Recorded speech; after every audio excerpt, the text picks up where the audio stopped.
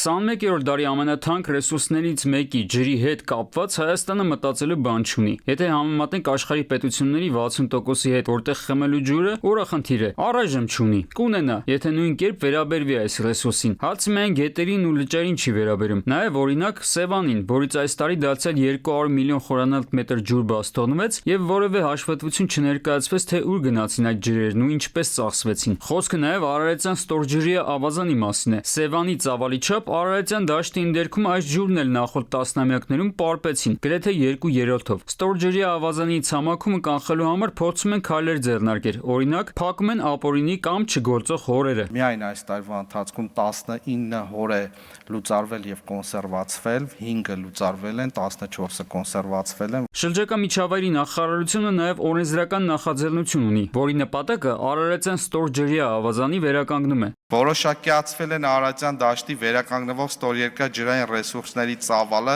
եւ դրա բաշխում ըստ առաջնահերթությունների։ Ներկայումս օրենքով սահմանված է տարեկան 1.1 միլիարդ խորանարդ մետր վերականգնվող ջրի ծավալ, ինչը չի համապատասխանում իրականությանը եւ այն նվազեցվում է 926 միլիոն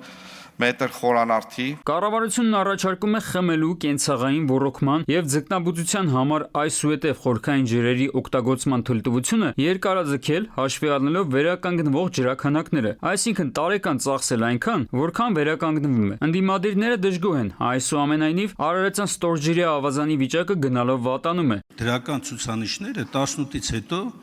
վատացան։ Մասնավորապես ես ունեմ ցուցանիշներ իմ ձեռքի տակ եւ դա հրապարակված է նաեւ ձեր նախարարության պաշտոնական կայքեջում, դուք այս հիմնավորման մեջ չեք նշել։ Ինչու է Արարատյան արտեզյան ավազանի վերականգնվող ջրի ծավալները նվազել վերջի տարիներին, դրա պատճառները բազմաթիվ են, բոլորս ականատես ենք լինում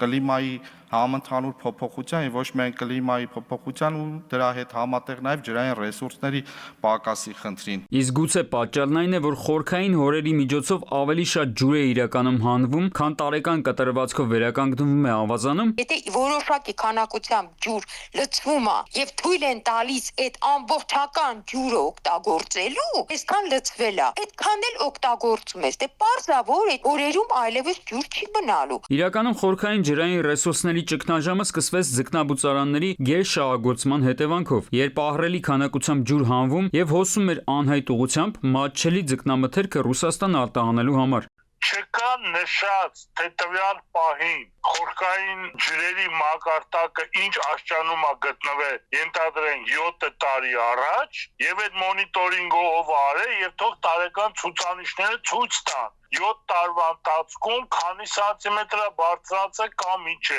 Գործադիրը սահմանել էր, որ ձկնաբուծարանները պետք է կրկնակի կիրառեն հորերի ջուրը, սակայն կան ենթադրություններ, որ նշված կարգավորումն այդպես էլ մնացել է թղթի վրա, այսինքն ձկնաբուծարանները շարունակում են անարգել շահագործել ստորգետնյա ջրային ռեսուրսները։ Այն դեպքում, երբ հաշվարկներով հնարավոր է պարզվել, որ մեկ միջին ձկնաբուծարանի օգտագործած ջրով հնարավոր կլիներ ոռոգել հարյուրավոր հեկտար հողատարածքներ, աշխատանքով ապահովել հարյուրավոր մարդկանց եւ պետության համար գեներացնել տասնապատիկ ավելի մեծ եկամուտ։